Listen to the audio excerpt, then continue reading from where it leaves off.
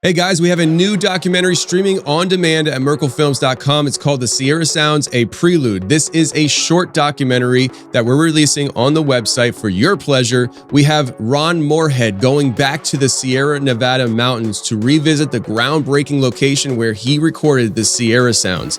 This short documentary is now streaming on demand at merkelfilms.com. So I was like 15 years old, maybe 16 years old. This is mid 80s.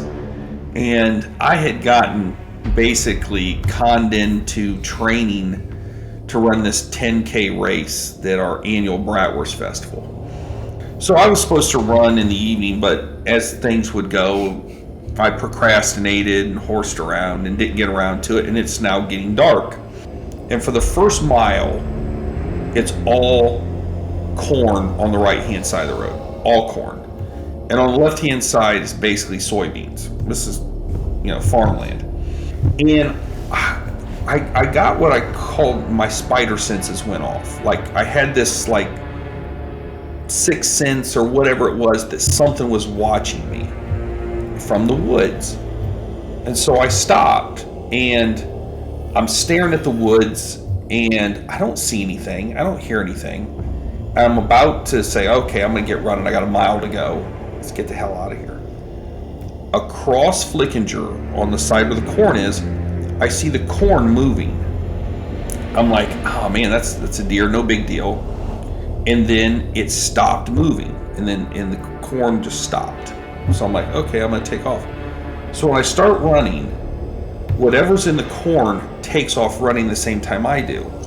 And it's pacing me. So I just stopped. And when I stopped, it stopped. And when I say it stopped at the exact same point I did. It didn't like run ahead of me and then stop. It stopped the same time I did. And I'm like, looking at it and I'm like, well, how did it know I stopped? Now I start to panic a little bit, right? Because I start to panic. So I'm like, okay, I'm going to take off as fast as I can. Boom, I take off like I'm shot out of a cannon. And when I do, at the precise time that I take off, the thing in the corn takes off. And it's just pacing me perfectly, staying with me. So now I stop again. And now I start to almost what I would call hyperventilate because I got that big fight or flight, rush of adrenaline. All right, today we have Shane and the Judge. How you guys doing? Doing well. Doing good. How are you? Doing good. So moving forward, we're going to say Shane and the Judge. That way we can differentiate. I think that's why you guys do it to begin with. You guys host a podcast, From the Shadows podcast. And if you could, let the people know what it's about and where they can find it.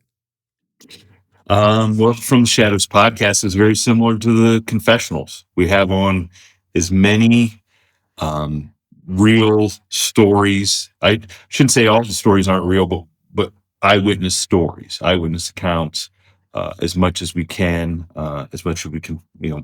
find people that are willing to come forward and talk. We talk about everything kind of like you do. We obviously everybody loves to listen to the Bigfoot stories, but we really enjoy everything, I think everything's supernatural. Yeah. The unexplained, and that was really sort of the genesis of why we started the podcast in the first place and we'll get into that, but some life experiences that we had and wanted to get it out there and have a forum for people to come and share their stories in a forum by which people wouldn't judge them and create a situation where people could tell their interesting stories. We love to hear them. Yeah, and you can find us everywhere. YouTube, we do video for YouTube subscribers. You can find us everywhere, and we do 2 shows. We warn people. Fridays are our paranormal shows. Wednesday we do something that's a little bit different. It's more of we call it the midweek howl. It's kind of funny, at least it's funny to us. We have a guy that joins me on the show. He lives in the Ozarks. We call him the Ozark Howler, and he's a former FBI agent, Homeland Security, law enforcement. Yeah, it's essentially funny stories Yeah. They usually have nothing to do with paranormal. Just funny stories from his years of being in law Yeah, enforcement. and it's kind of evolved to more of just a current topic thing. We just kind of get on and talk, and I can kind of get him going on a tangent about stuff. And I don't think it's G-rated either. it's not, it is, but the people, it's weird. The people, everybody likes the paranormal part. Not all the paranormal fans love that part, but the people that love the midweek howl are the most ardent fans we have. They'll fight you if he's, they'll fight. He's a great storyteller. He's great. He's funny, and I think he resonates with a lot of middle America. And then what's crazy is when you see people in Norway or Germany or Australia, like, oh, I could totally relate to, like, you relate to him, The howler. yeah, to him arresting some guy in a trailer or so. It doesn't seem to me how those people have become such fans, but I think it's because of the person he is. So we want more people. When Yeah. you tune in on Wednesdays, it's not going to be paranormal. It may not be not normal, but it's not paranormal in the sense that you're expecting. Right. Not normal, but not paranormal. Just a different type of Abnormal. Yeah, abnormal. Yeah. Sure. Well, don't ever underestimate the number of people who have been arrested in a trailer park or something, So, as somebody who grew up in a trailer park and stuff, the police were frequent. So, I might have had my visit or two. Actually, yes, I have. So, Talk with the judge. That's I'll, right. I'll tell the judge. Yeah. So I remember the one time when I was a kid, I was sitting on my front porch with a state trooper because us kids, the kids in the trailer park, we run around, do our own thing. We basically, we leave in the morning. We don't come home until it's dark out, and mom never knows what you're doing until the police show up. And we had this one trailer next to my friend's trailer that he said nobody lives in it, and I was like, oh, cool. So we decided to shoot the windows out. And so like we didn't think anything of it, and then apparently somebody lived in it or somebody owned it and reported it to the police. The police come out, and I'm sitting on the front porch, and so the kids in the neighborhood, they tried sparing me, and they knew that of all our parents, I was the one that was going to get the most. And so the officer, he comes over and he's talking to me on the front porch. And he said, hey, the kids, they said that you didn't actually hit a window. You hit the side of the house, but you didn't actually hit the window. And I was like, oh no, I hit the window. I was like, officer, if you're here talking to me about shooting a house, we're going to make sure I tell the story right. I hit the window, sir. And he's like, are you sure you hit the window? I was like, yep, I hit the window.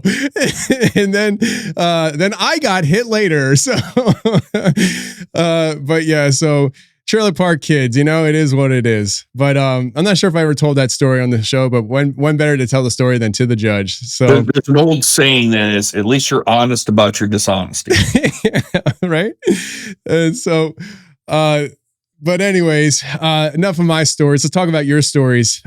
Today, I want to jump into basically 3 stories with you guys.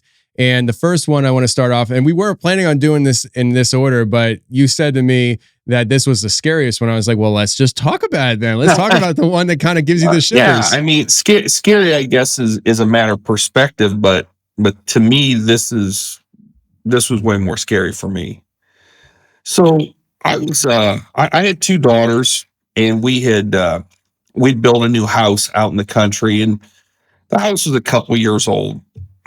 And I was the parent that did the bedtime ritual. So my daughter was about 2.5, 3 years old, my youngest one. So she'd take her bath, and we would read a story, and I'd put her to bed. So one evening, and it's winter time, and we do the ritual, and I had a baby monitor, still don't know why, but just nice to have. And I hear her talking to somebody. And so I come in and I'm like, what's going on? Why aren't you asleep? And she says, this little boy is bothering me. And I think this may have been a Sunday night or something. And I said, I was thinking, because she goes to the little kids' Bible school and stuff like that. And I said, oh, at church. And she says, no. I said, well, where? And she says, there. And she points over to the corner of the room. I said, what? And she says, yeah, that little boy over there is bothering me. Now, my gut reaction was, she's stalling. She doesn't want to go to bed. She's just playing games, trying to stay awake. So I said, well, what's his name? Playing along, kind of. And I'm expecting Bobby, some kid's name. And she says, he says his name is Wind. And I was like, okay, that scene caught me like, whoa. I said, well, what does he look like? And she says, well, he's got blonde hair and he's wearing blue bibs. And I look over and I don't see anything. I'm like, oh, and I'm trying like, are you making this up? And she's like, no, he's there. And I was like, well, what does he want? And she says, he wants me to go outside and play. Now it's winter, it's cold. And I said, well, you wouldn't do that, would you? She's like, no, I don't want to go outside. And I could tell that she was distressed. You know what I mean? Like, I could tell it was bothering her. So this wasn't something that she was just saying to try to stall. So I was like, okay. So I sat in a room with her for I don't know how long, and she, finally went to sleep. So the next night, same thing. Wind shows up. And she's getting more and more distressed. And I'm like, well, what does he want? He wants me to go outside and play. Every night it was the same thing. He wants me to go outside and play. And the one night I remember it was blowing snow, super cold out. And she's like, he wants me to go outside and play. Well, this goes on for a week, every night. So that Sunday I go and I talk to our pastor. And I said, hey, my daughter, I'm really worried about this. And he kind of soft sells me on it. Well, kids have imaginary friends. I'm like, no, you don't get this. This isn't no friend. This is something that's really agitating her. I said, it keeps wanting her to go outside and play. I said, it's winter out, it's dark out. And I had a home security system on the house. And every night I made sure, I set that system so if that door would open up, alarms would go off. So this goes on for over a week. And she's to the point where she doesn't want to go to bed at night because this thing's bugging her.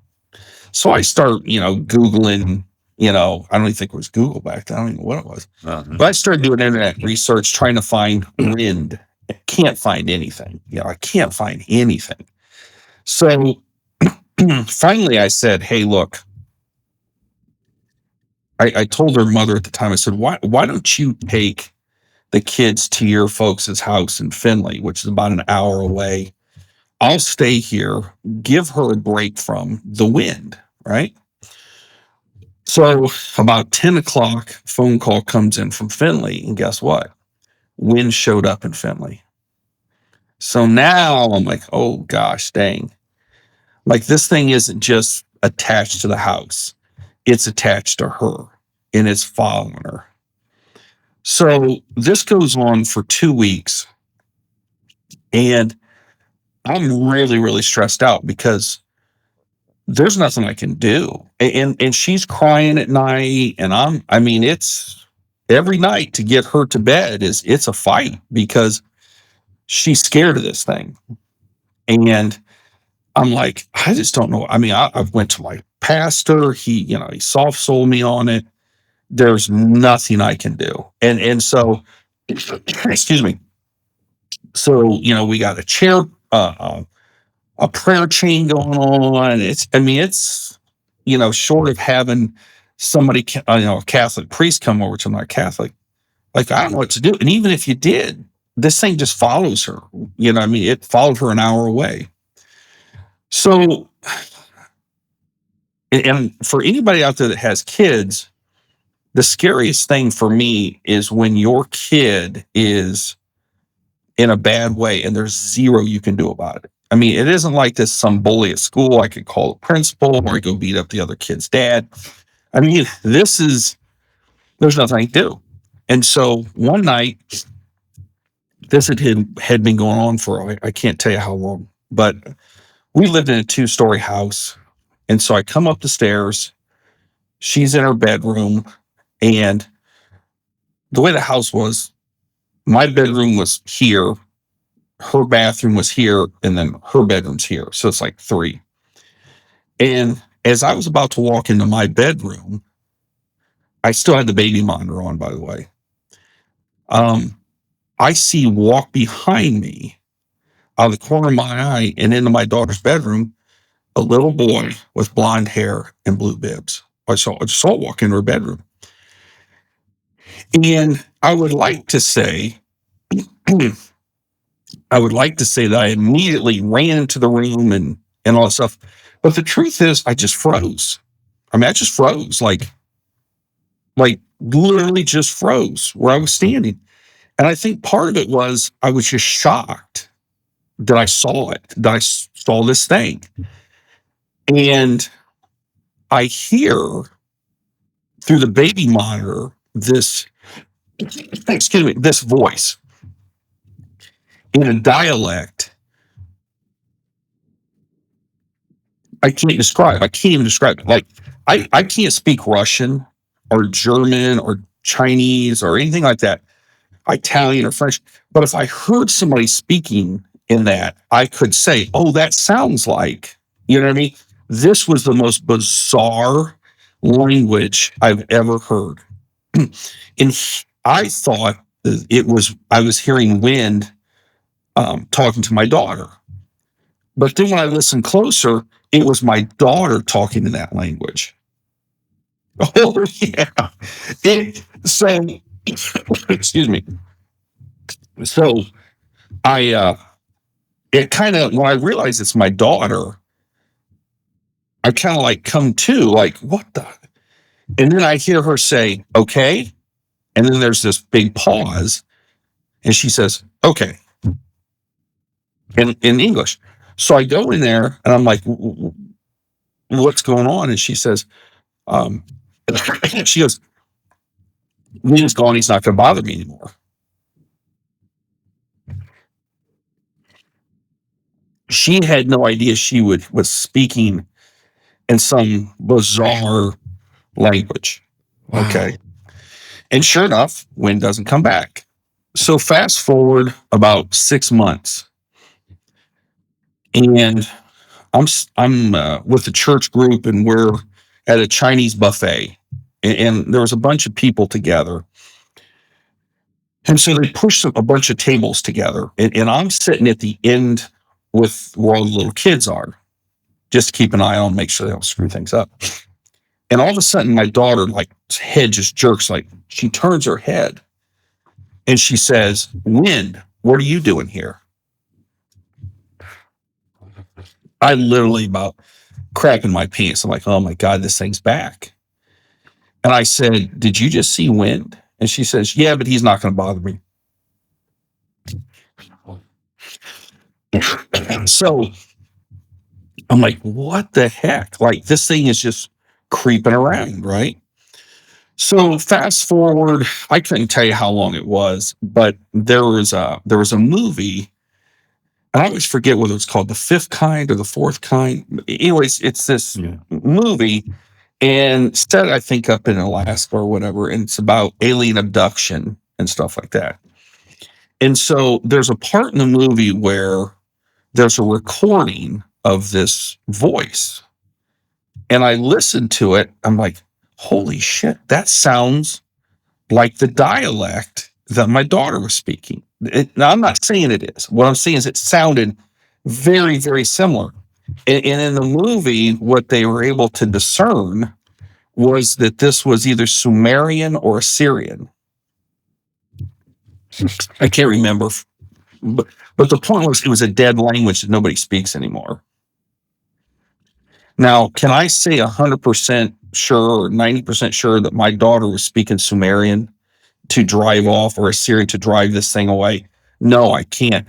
All I can say is whatever in the movie they were that language, it sounded like the language that my daughter was speaking. So then fast forward again, and one day I'm at my office before I became a judge. I'm sitting at my computer and on Yahoo or something, a story comes up on the internet about some 3-year-old boy in Toronto, Canada, who was living in this apartment high rise. And in the middle of the night, the kid gets up, leaves the apartment, gets in an elevator, takes the bottom, goes all the way down the bottom floor, walks out the front door, walks to some city park 2-3 blocks away that the kid had never been to, and freezes to death. And the first thing I thought was wind. And the parents in the story, if I remember the article correctly, were shocked because this kid was a big fraidy cat. He would have never left the apartment by himself, would have never done something like that. And they had a video because, they had security, had a video of him going down the elevator, walking out the front door and leaving in the middle of the night. I think there was because I remember stopping in at your office during that time and you showing me the article. I think I was probably working, don't know my boss. Yeah. But it had a diagram of what was on it was all on video surveillance. Yeah, they had the kid on video. And showed like how far he walked and went to the park. A park he'd never been to. And he's just like, that's what was, because I know if that's what. And can I say for sure that was when that killed that kid? No. But you get a feeling. You get a feeling that that's what this thing wanted to do to my daughter. It wanted to lure her outside. Yeah. Now, I don't believe for a second that this thing was a little boy. Like, I don't believe for a second this thing was a little boy. And I've spent years researching this to try to find out what this was. Just dead end after dead end. Like, I don't know if this was an evil spirit, this was a demon. I couldn't tell you. All I know is what happened. And when it was going on, I just felt powerless to protect my child from something I could not see. And the weird thing is, the day that I saw it walk behind me and go in her room is the day that she speaks this language. What caused her to speak that language? You know what I mean? Yeah. It makes you wonder if she ever spoke that language before and you just never heard it till that day. It's kind of odd that that's the day that he says that he's leaving too. Whatever she said drove it away. Interesting. So, yeah, and I have no idea, man. And I've had people say, "Oh, it was divine intervention, and it was angelic speech, and it was." Somebody said, "Oh, she was speaking in tongues." Like, no, she wasn't speaking in tongues. I've seen videos of people who were supposedly speaking in tongues. This is nothing like that. How she enunciated like words, I guess, was so bizarre. And it was like she was speaking it fluently. Yeah. Oh, yeah. I mean, I thought it was this thing talking to her is what I thought. It's her voice got like almost deeper when she was doing it. It was almost guttural. You know what I mean? How she was talking was almost guttural. It was, you want to talk about scare the absolute shit out of you. It absolutely, even telling it today, I get emotional talking about it and telling the story because it's kind of like this. Somebody, and I'll talk about my Dogman experience, or people have a Sasquatch experience or something like that. But you see it, is it a flesh and blood animal or whatever it is? But this thing was something couldn't see, didn't know to this day, don't know what it is. And would it ever come back? You know what I mean? How old is she now? She's 21, going to be 22, and she has no recollection of it. Really? Now, her older sister remembers it. Because she was a little bit older. And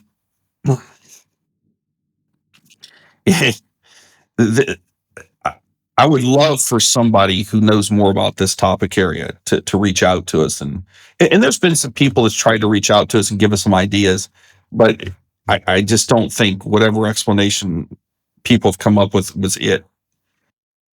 I mean, what you describe, and I'm glad this happened so long ago, because what I'm going to say, it's not an accusatory thing. It's just, just what my perception is, what it sounds like when you're talking about her speaking that different language and the way her voice was and stuff. It almost sounds like something took over her and was speaking through her. Like, I'm assuming you've considered that. I've considered a lot of different things, and there's no, I don't know. I don't know what the answer. Like I said, it was a guttural, and I would, if you get a chance, look up the movie. I think it's The Fifth Kind. I'd have to IMDb it, but it's that. And I'm not saying what they played in the movie. I'm not saying what they played in the recording was actually Sumerian or Syrian or whatever it is. But that's what it sounded like. That's what she sounded like when she was talking, and it was intense. Like it's almost as if. And I mean, I remember when this was going on because we have kids that are the same, right, about the same age, you know, and they grew up friends and stuff, and it's almost overhearing this over the years and hearing people's thoughts and stuff on it. It's almost like something came to her defense and through her, knowing that this, you know, maybe this spirit or whatever had no fear of, or wasn't going to listen to, you know, whatever this entity was, but came through her and through her defense basically said, hey, look, get lost. Yeah. You're barking, you know, we're. Yeah. The only thing I can think of is something scared this thing away. Yeah. And did it through, did it through her. So it's bizarre. And it's one of them things, like I said, if you saw a creature in the woods, you say, I saw a creature in the woods. You know what I mean? Guess what? I'll stay the hell away from that woods. Maybe I'll never see it again. But at the same time, when this thing showed up at the Chinese restaurant, it wanted nothing to do with my daughter. Now the real crazy thing is, and I don't even know how much we've talked about this, but where the house that they built, because this was a new house they built. Oh, yeah. This was brand new house. 2.5 years old. It is literally a mile away from the Dogman experience. Across the field. And, you know, which was some others, you know, we kind of have a feeling about that area anyway. Yeah, we've had a guest on who lived in a haunted house, literally 200 yards. 200 yards from the house where I had that. But, you know, the wind showed up in Findlay. It showed up an hour away. Yeah. So it wasn't like, you know, hey, you build a house on Indian burial ground. How old was she when this happened again? I'm going to guess she was just a couple years old. 2.5, 3 years old. Okay. Yeah. So I mean, she was articulate. She could articulate things. And we were talking like, so this is like the early 2000s.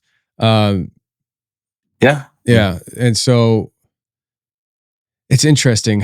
I don't want to like throw ideas out to you that you probably already went down and stuff, but my first thought process going into it was what deities and entities go by, you know, the wind god type. And there's actually a lot throughout Egyptian to tons of different cultures having some kind of god of air.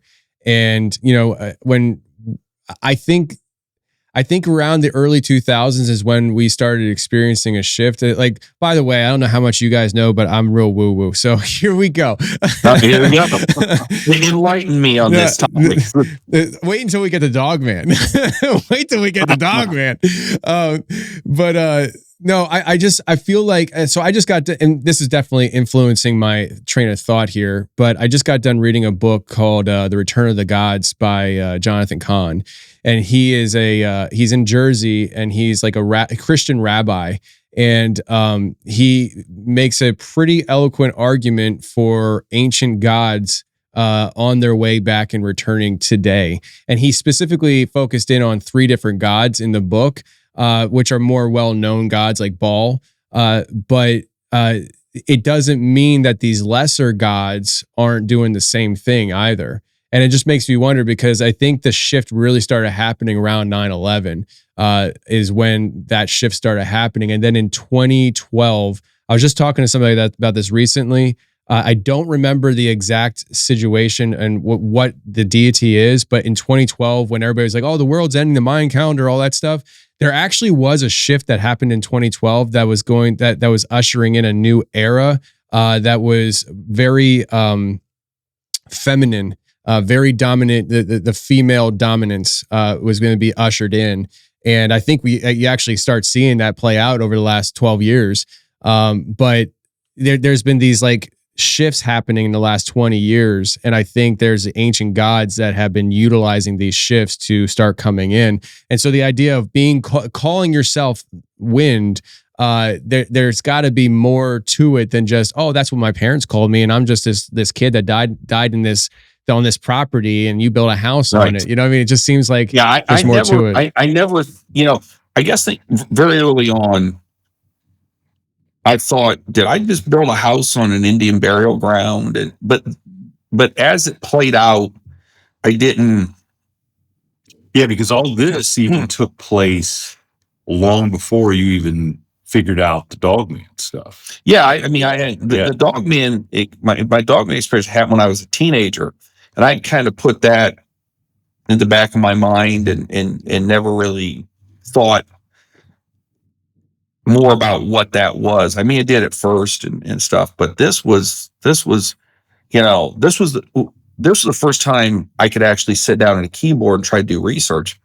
And I just kept drawing blanks. You know what I mean? Drawing blanks. Nothing. I couldn't. Well, imagine the research possibilities in the early 2000s. Yeah, versus now today.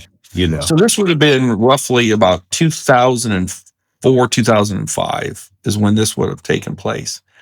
And I'm telling you, to tell the story and to the listener out there may think, that's not that scary. I thought he said this would be scary. To live it is something totally different. 100%. And it's not one of those, when you hear my Dogman story, I experienced this for a short period of time. This was something that took place over a couple of weeks. And the pressure that you're on as a parent is just unreal, because you can't solve this problem. You can't figure this out. You don't know who to call. There's, you know what I mean? Like I was Googling, I don't think Google existed. I don't know, maybe it did, but I was researching, okay, who can I call from the paranormal world to come to my house? Now I think because of all the podcasts we have now, I would be able to find somebody. But back then it was like, I think there was some guy in Toledo, and I kind of did a little bit of research, like, this isn't, this isn't going to go anywhere. But to this day, the questions I have is, what was wind? What was it? 2, what language was my daughter speaking? And what power did that possess to drive wind away? And 3, who else has wind terrorized? You know what I mean? Because like I said, we're into the Chinese, like 6 months later, we're into the Chinese buffet, and it's just surfing around. Mm-hmm. That's wild. And then, like I said, then you have the story of the kid that from Toronto that died. And I'm like, so it's a cautionary tale. And one of the reasons why I tell this story is solely for parents, that if your child says they're seeing something, don't just brush it off. Or has an imaginary friend. Listen to them. Ask questions. Because I know it was trying to get her outside. Obviously, it was trying to get her outside. And it would alert her when she'd have died. That's wild. No doubt. That's wild. Yeah, no, I 100% agree with you. I mean, I think it would be much more scary going through it as a parent. It's like if you went through something like this yourself, it's one thing, but knowing that it's the kid and how do you help kind of thing, I've gone through, some things, and one thing that I started doing was anointing my house in oil. And I usually will anoint the doorways, the windows, the mirrors, anything that's a threshold of entrance. I anoint and bless because, I don't know. I think that for whatever reason, these things, and maybe it's just the ease of access, but terrorizing kids seems to be a mode of operation with this stuff. coming to children, scaring the children. And I don't know if it's that kids are able to see things that adults can't. You know, they have an ability that, you know, that you lose as you get older. I don't know. All I know is it's a very common thing. I'm glad that she got through it. I'm glad that, you know, she didn't decide to follow wind out to wherever wind was trying to take her. You know, trying to go where the wind takes her. That's the saying, and right? the thing is, we had this huge woods behind our house. So I kept imagining this was going to take her out into the woods somewhere, and she was going to just freeze to death, you know, die, or you know. But keep in mind, I had, you know, I didn't know about the Toronto story when this was all going on. So I'm trying to think, where's this thing going to take her? Mm-hmm. You know, where's this thing going to take her? And I want to ask you something, Tony. You like alluded to stuff that you've had going on. So when I do most of the interviews, I do them at our house and one of our offices, and my wife is always scared when I'm talking to somebody, especially about something spiritual. She's like, "You better not. I better not find something. Something better not be in our bedroom. Opening gateways. Open a gateway, just merely talking about it," which I 100% believe that happens. You can invite stuff in. Is that something you worry about? Do you think some of the stuff that you've experienced is because of talking to people, and maybe, you know, which to the normal, I shouldn't say normal person, but to regular everyday people, that whole idea is crazy. Like, oh, you can't. But the power of suggestion, people, well, you made my team lose because you said this. What, you know, why can't we open up gateways to let stuff in? And so are you cautious of that? I know you said you're anointing your house. Yeah. But is that something you feel like anything's come into your presence because of just conversations over the phone? Yeah, I absolutely has. Absolutely. My wife, there's no conversation of you better not anything. It's just, it's like, it is what it is, you know? So, you know, I don't know how familiar you guys are with me, but I'm a Christian and I'm pretty outspoken about it, on the show. And so, you know, listen, this show started because I felt like the Holy Spirit literally spoke to me in my tractor trailer one day, telling me I was going to start a podcast. And then a month later, like I felt the Holy Spirit say, you're going to start a podcast and you're going to work with Wes Germer from Sasquatch Chronicles. That's what I heard. Not audibly, but it's like this, the Holy Spirit speaking to me. And I went home, I told my wife, and I just put it on the shelf and didn't do anything with it because I didn't really want a podcast. And so I just wasn't really in that line of thinking. And about a month later, Wes called me on Facebook Messenger. I had never talked to him before my entire life. And it was like 8:30 at night. I backed my trailer into the dock, and he calls me on Facebook Messenger, and he's talking to me for like 45 minutes. I think the reason why he called is because somehow he thought I had a Bigfoot encounter or something. And I was like, nope, never had seen the big guy. And we just started talking for like 45 minutes. And he's like, you know, I think you'd be a good podcaster. And I was just like, here we go. And so, this is something that I knew that, there was a higher calling to it when I first started it. And as a result, when there are spiritual attacks that come, I deal with it on a spiritual level.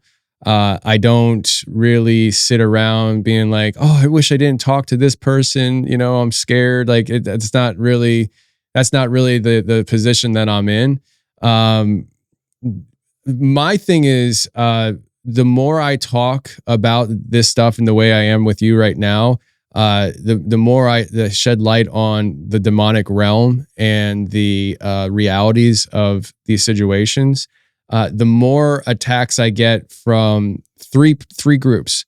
I get attacks from the other realm, whatever you want to say that is in there, the other realm, demonic, whatever. I get attacks from trolls online, and and most Isn't that the recently, same thing? Wait, isn't that the same thing? yeah, right. Which the trolls, they're just yelling into an empty room because I don't hear it, right? So, but then the most recent one is the one that is, I think, the one that really affected me the most in like we were talking before we started recording, how I can kind of get like edgy and stuff, you know, being from Philly. This is where I get like that with it because through a series of events that I don't think I've talked about publicly, and I don't know if I'm ready to talk about in detail publicly, I have been made aware that there have been, and I think they're still continuing, witches that have been attacking me and my family and astral projecting to my home.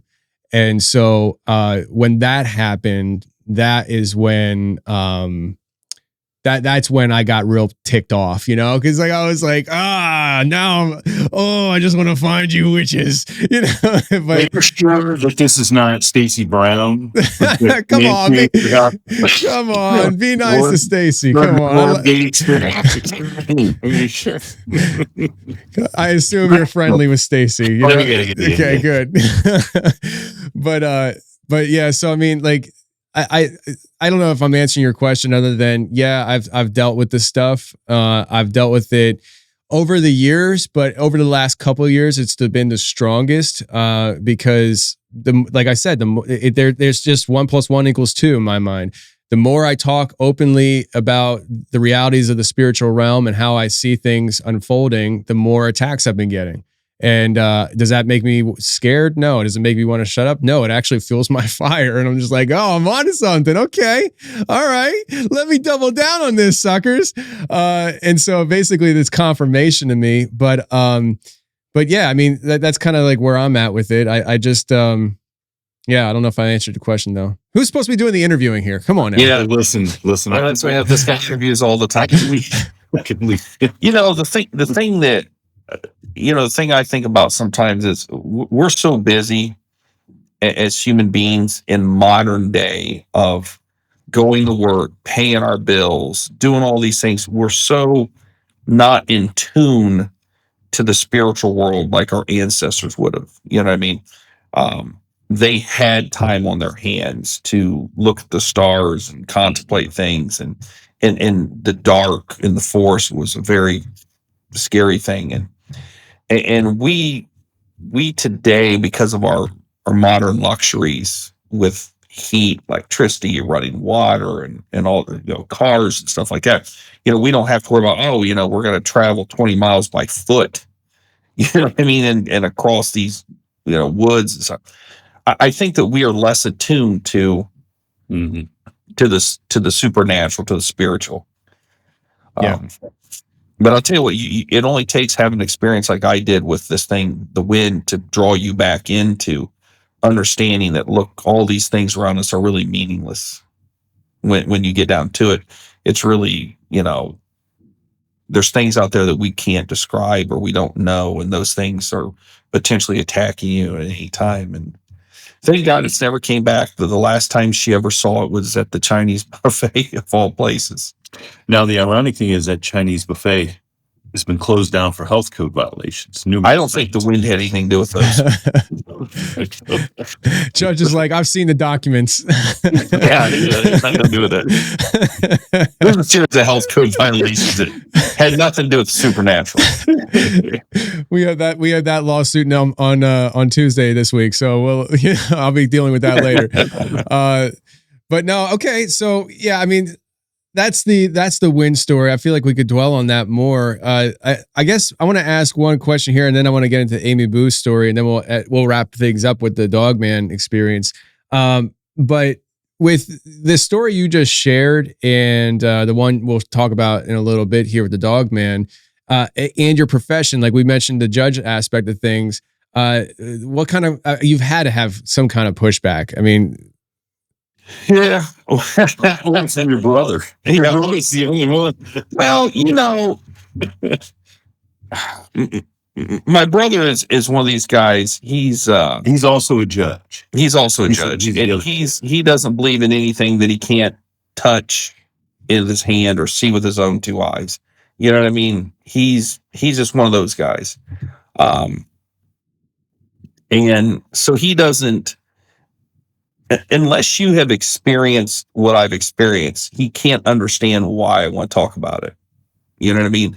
He doesn't get it. And, we're in a small community and I haven't really gotten any pushback. But, and the thing about it is, one of the reasons why I do this is because for that very reason, like, look, if I can come out and tell my experiences, and here I am, a public official, an elected official who could get a bunch of blowback. If I have the courage to come out and tell my side, my story, I'm hoping that inspires other people to come out and tell their stories that they would not have otherwise done. And it is very therapeutic. It is very therapeutic to talk about things that you've experienced. I think if done in the right form, you know what I mean? But I haven't really gotten any, what I would call hardcore blowback by it. You know what I mean? I'm sure there's people like, oh, he's, Well, here's the thing is there's certain forums, like we discussed in our community, news forums, whatever. And him and his brother catch crap about stuff that happens in the courtroom on these forums. People do not hesitate. right. Okay? Because their buddy got arrested and whatever for something, and they think, okay. Not once have I ever seen anything. And grant you, when we live in the community we were born, went to school in, Yeah. came back to, raised our families. I mean, everybody knows us, okay? And not for the podcast. No. Okay. Everybody knows us because of the stuff that we are involved with in the community. And people will joke with me sometimes about, hey, did you find Bigfoot or whatever? But what you find is that everybody then wants to take you aside and say, Yeah. if this happened or that happened, or, I know somebody that's the thing is what we have discovered is everybody on the outside wants to make fun of, Right. but they all Have their own. So I'll give you an example. Take aside and have a story. Okay. Back in 2004, 2005, when the wind story came about, you couldn't turn on the TV and 24 hours a day have ghost stories. Ghost hunters. Yeah. If you turn on the TV right now, whether it's Travel Channel or whatever it is, there is a paranormal show on 24 hours a day, 365 days a year. And the reason why that is because people want to watch it. People and I saw a statistic one time, and I'm not saying that this is a real statistic. This is statistics I saw that said 3 out of 4 people have had an experience in their life that they call unexplainable. Well, there's a reason why Wes does nothing but yard work and take care of his dog. Because there's another reason that Tony just told us he's ready to retire and go farm. Because the audience is tune into this stuff. They want to hear about somebody sharing their experience that they themselves have had. And I'm sure you get the same thing. People contact us and want to come on because they heard a story similar to theirs. Well, the big thing is, and they want to talk about it. They want to. I think the big thing is, people are more apt today than they were 10, 15, 20 years ago to tell you they had a paranormal, what they perceive to be a paranormal experience, because there isn't as much stigma to it.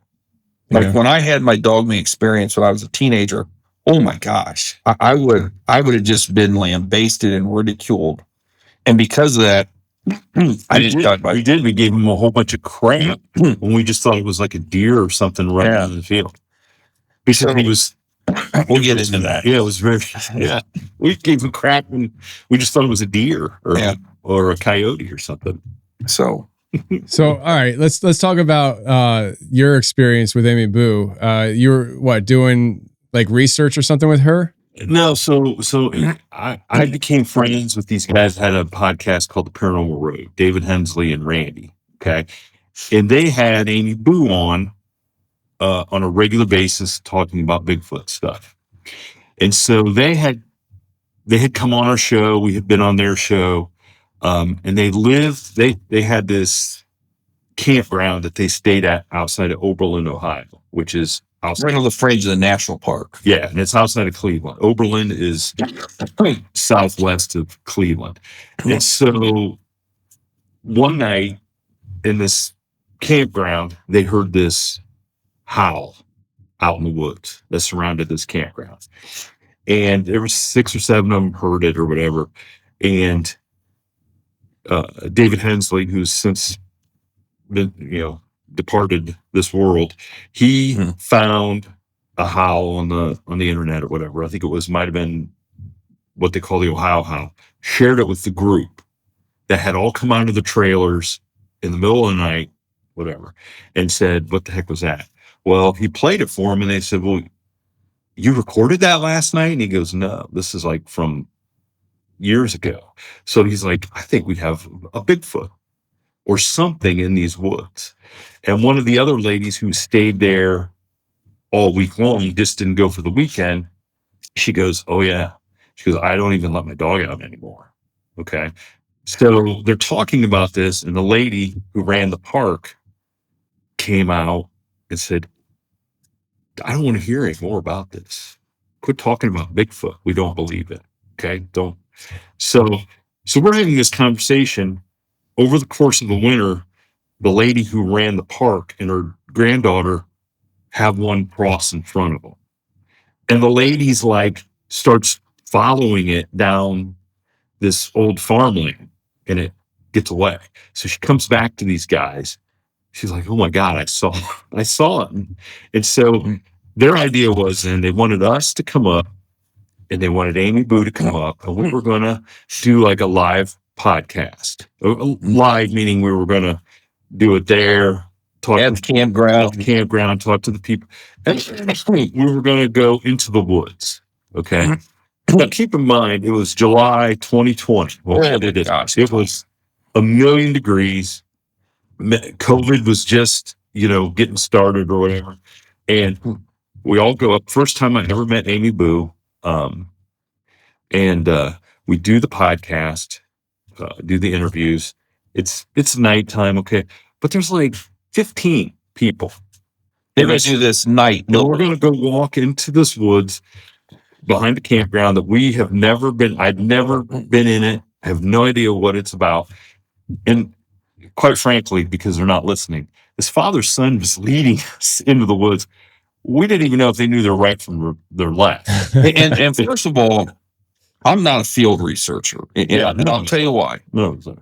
If you told me, "Hey, look, there's a wild escaped chimpanzee in this woods. Let's go try to find it," I would say, "Hell no," because it can be in pieces, right? I mean, like I'm not going to go out someplace where I honestly believe, there's something out there. Because, like I said, if you ran into a chimp, which is assuming that Sasquatch is real, 1/10 of the size of a Sasquatch, and a chimp would just rip you to shreds. You'd have no chance whatsoever. So I'm not going to go out there. So he's not saying that we didn't believe the people, right, what they experienced. Okay? But there's 15 people. But there's like literally 15 of us going out. And they won't shut up, and their people are chirping, and it's like, okay, I'll do this walk through the woods because there's zero probability that they're going to run into anything, because anything within a mile is going to hear these people walking, talking, and won't shut up. So I feel somewhat safe. Safe in numbers. Yeah. So a couple people had brought infrared stuff, so you could see, at night or whatever. And they'd just taken them off the chargers as we walked into the woods. And like I said, we had no bearing for where we were going. All right. And so we get back into the woods, and it is just kind of aggravating. People are talking and laughing, and it's like, what are we going to do? And I'm standing with Amy Boo because she's trying to be responsible. I think she's getting pissed because she's trying to be serious about this, and there's some people that had a few drinks in them. You know what I mean? Yeah. So they think they're talking quietly, but they're not. But anyway, it comes from Amy's a teacher, okay? And so this was sort of like, very disruptive classroom. Yeah. She's presiding. So anyways, I'm standing with Amy. There's people around, and somebody comes up and says, "Hey, this infrared thing is, the battery's completely gone." And then the other one, battery goes right out. And so Amy's like, "Man, that's kind of weird." Because they just charged them. Yeah, we just charged him, and we're like, "That's kind of weird." But people are still talking, and I look up, for some reason, I'm looking into the woods, and I see this red light. Okay, and I'm only going to say it's an eyeball because that's looked like a red eyeball. Okay, and I say to Amy, I go, "Amy, do you see that?" And she looks up, and as she looks, another one appears right beside it. Okay. And they're like distance away that it looks like two eyes. I am not thinking that these are red eyes. Okay. And she goes, "I do see those." And as soon as she says, "I see those," boom, boom, they go out. And like I said, I have no idea what's up there. Okay. Am I seeing through the woods across the field? And I saw two taillights on somebody's golf cart or something, or, taillights from somebody else. Was it these two knuckleheads that were supposed to be leading us who had now disappeared? Was it their headlight? Like, did they have red lights on? Was there bicycle reflectors on the trees, maybe for a path to help? So it just didn't make any sense. So Amy goes, so she tells everybody, she goes, "Okay, everybody," because nobody else saw this. We're standing around, everybody's messing around. Just me and her see this. So Amy goes, "Hey, let's walk up whatever. I don't even know the distance, maybe 50 yards, and see what is going on." So we walk up there, and it's when we walk up this 50 yards, and I'm looking for reflectors and stuff.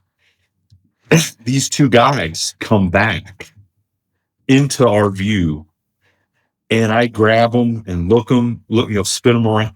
No red lights, nothing. But what you realize is where we're looking was a hill. So the distance we were looking, we'd have been looking right into this hill. Okay. So we weren't looking. So now we've eliminated that we've seen something that's not in the woods, that's maybe in a farmer's barnyard or something. There wasn't really any paths that would have led to that either. No, but I'm saying it's just because you're trying to rationalize, eliminate any. Like, there's no way there's these two red lights that basically on command, like basically when I said, "Do you see that?" Another one opened up, and when she said, they closed. Like, it doesn't make any sense. And so Amy now is like, "Okay, everybody, let's just," because nobody still like really realizes what we have seen. She goes, "Let's spread out and let's just be quiet for a little bit and just listen." Okay. And so now I'm way ahead with another person. I don't even know who it was, to my left. And I kind of go way up in front of everybody with this person to my left. And we just are quiet. And all of a sudden, as I'm standing there, now keep in mind, I'm sweating buckets because it is so hot, even in the dark. It had to be still 90 degrees. And all of a sudden, it felt like I was standing in the middle of a cold stream, because a stream of cold air from who knows what, because you know how streams of cold air just rush through the woods in the middle of the woods. Yeah. Okay. Yeah, all the time, right? But it just comes through. And I mean, I'm getting goosebumps. And I look over to the guy next to me and I go, "Do you feel that?" And he goes, "Yeah, where's that cold air coming from?" And I turn, once it's done, it lasted for maybe 4 or 5 seconds. Once it's done, I walk back to Amy and I go, "Amy, I was standing up there with this other person in this air," and she goes, "All right, I think it's time to get out of the woods." Because now it's not that we think like we're experienced Bigfoot, okay, which is what we went into the woods to experience. To me, it's like when it was 3 separate things, okay? These batteries were drained, we saw these red lights that we had no explanation for. And then we felt I felt this cold air. And, so we get out of there. But by the time we get out, he's like breaking down. Like, I got sick. he got sick. I mean, but before that, I was standing with Amy's paramour boyfriend or whatever. I can't remember. Lester. And I go, God dang, man, do you smell that? And It could have been Lester. so when I was a kid, we had went and caught a bunch of catfish, and then they died, and my dad threw them in the field. Okay. And my beagle went and rolled in them. Just rolled in them. Why dogs do that, I don't know. And he came in the house, and the funk and the smell from that dog, that's kind of what it smelled like. And it was just nauseating. And then I started getting sick. Like, I'm like, guys, you got to get me out of this woods. I'm getting sick. Like, I'm going to throw up. I felt really, really weak. I felt really, really bad. And just out of the blue, like, Now, like I said, it was a super high. yeah. And you get that bad smell. Maybe it just makes you sick. Okay? Yeah. But it was weird. Like, we're trying to get out of there, and he's like, I'm like, feeling really bad. And we get out, and Amy and I kind of go off to the side, and I'm like, what are you? She goes, I have no idea. She goes, I saw those red lights. I saw this. She goes, I didn't have the cold go through. And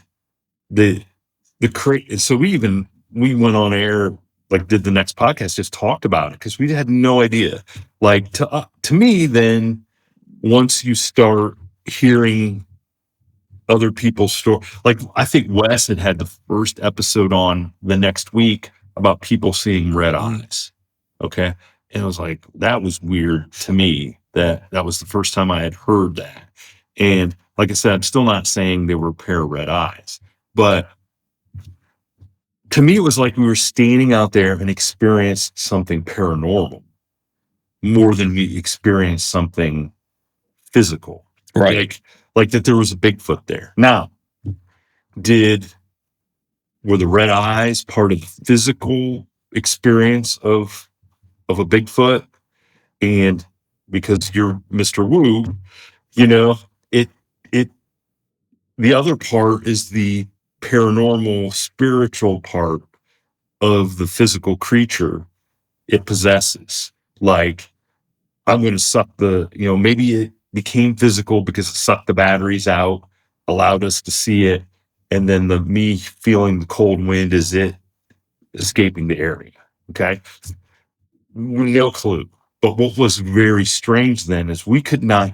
So David Hensley, the guy, he and his partner were spirit medium kind of, like they talk or listen or hear, get messages from the dead. They were paranormal researchers. They were not Bigfoot researchers. They would not go out with us into the woods. Okay. They're like, this is not our bag. Okay. It wasn't my bag either. And I seriously regret that I did it. But David's son was a Marine, and he was out there with us. Okay.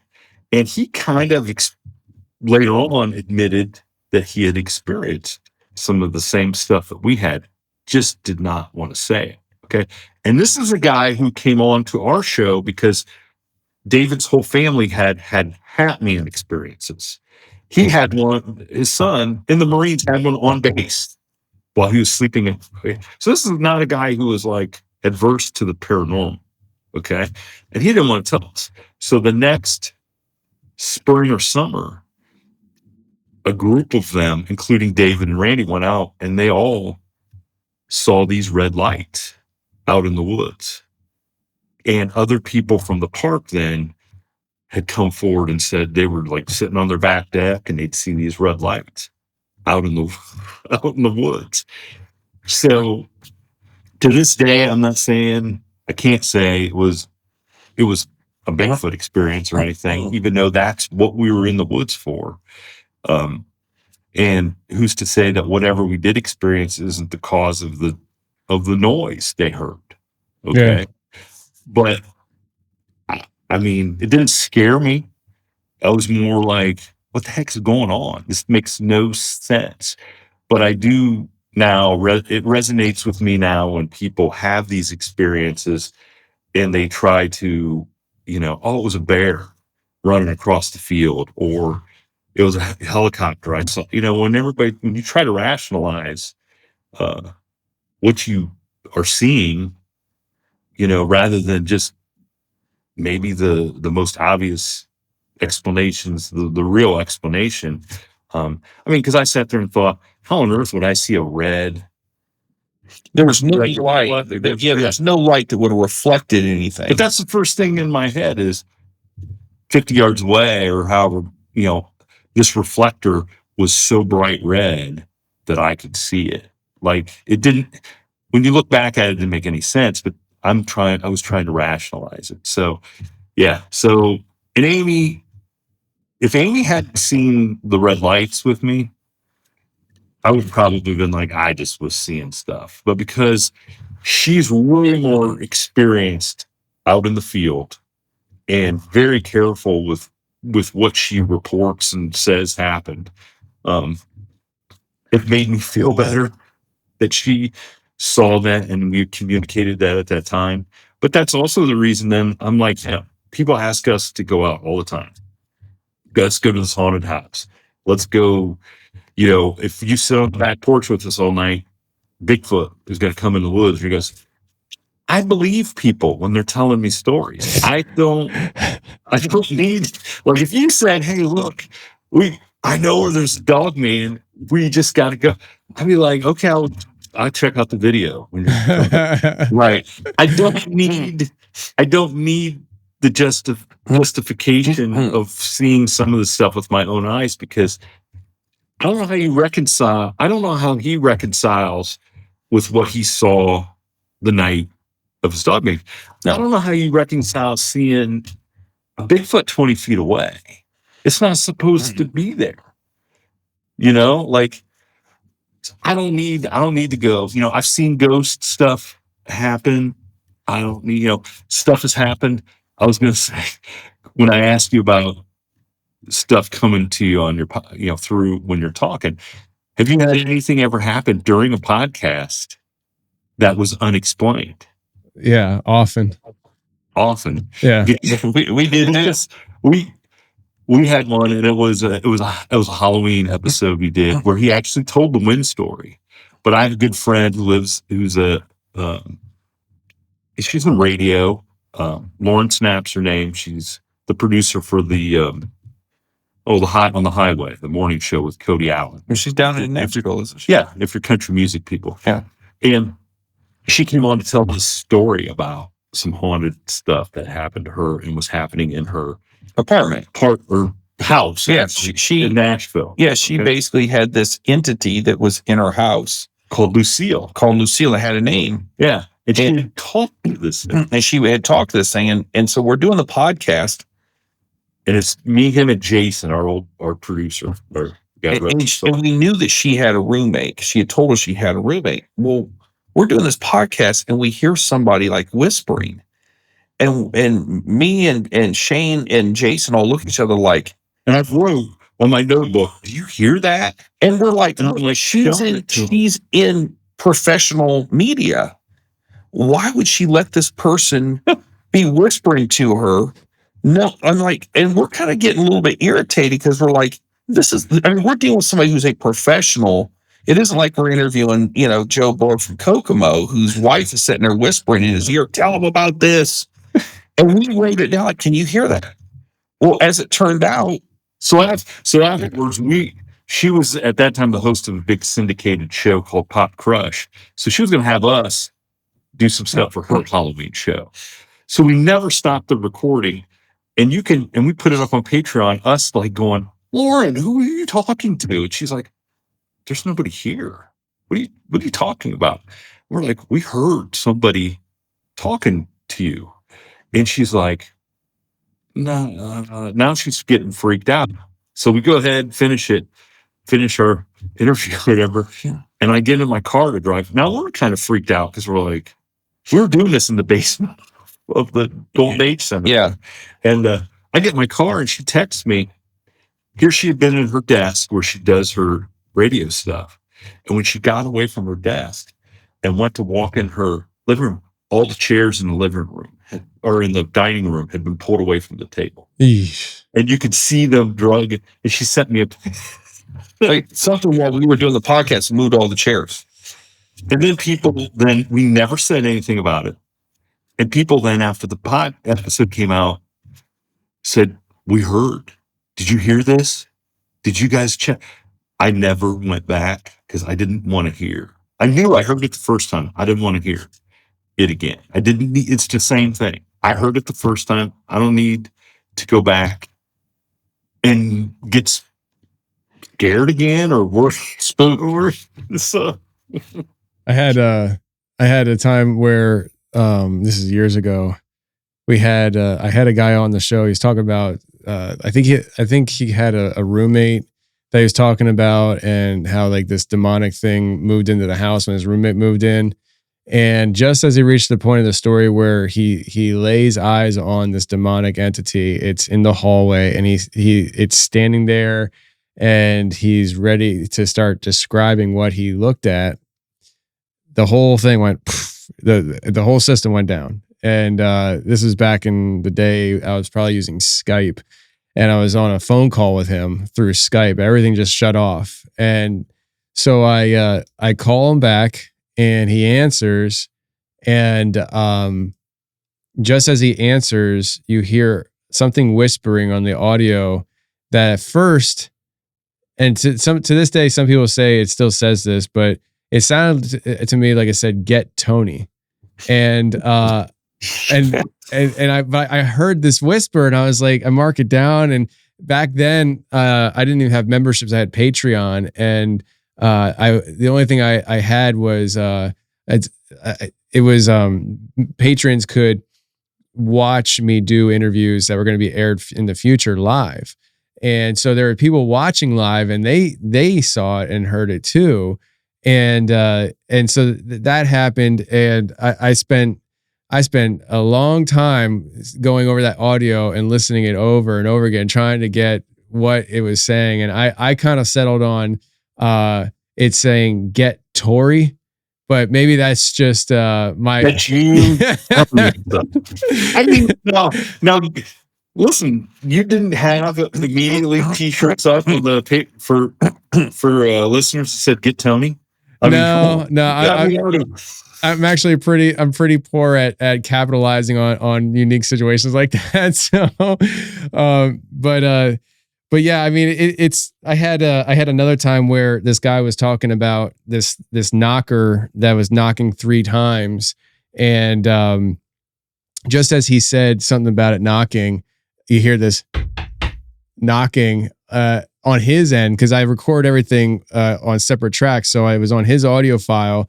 And I was like, "Yo, did you hear that?" And he's like, "What?" And I was like, "There was knocking. I just heard 3 knocks." And he's like, "No, I didn't hear it." And I play it back. Sure enough, knock, knock, knock. But yeah, I've had lots of weird things happen on the show, but I'm the kind of person, Shane, that I'm just like, well, I got to go back and look at it. I got to touch it. I got to push that button and see what comes out the other side.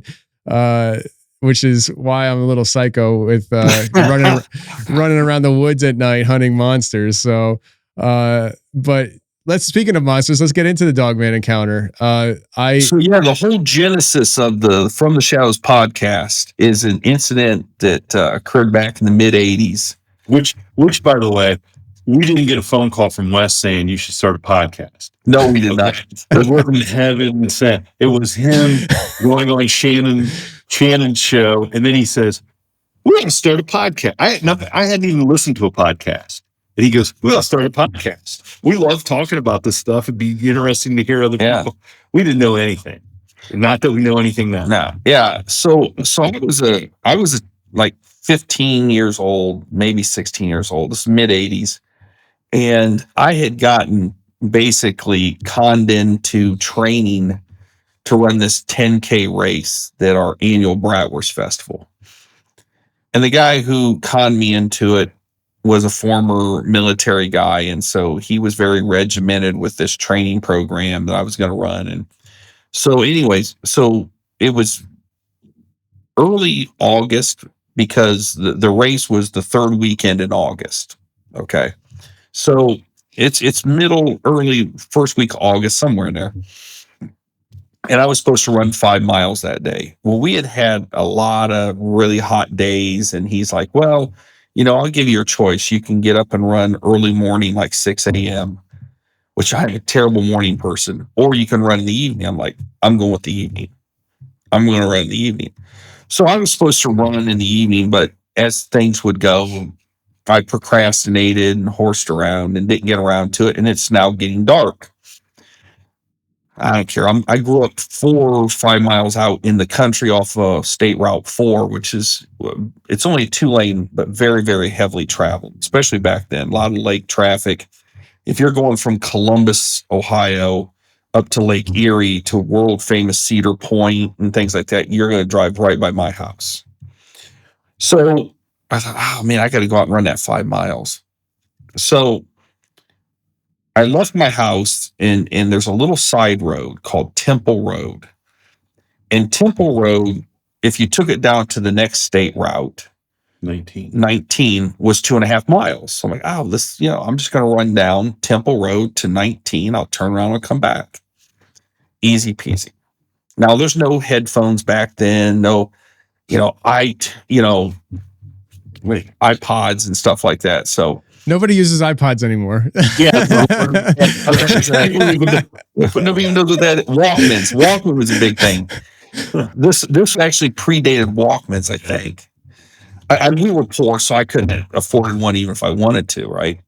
So I take off, and you have to understand the geography. So Temple Road runs east and west, and it's a small country road.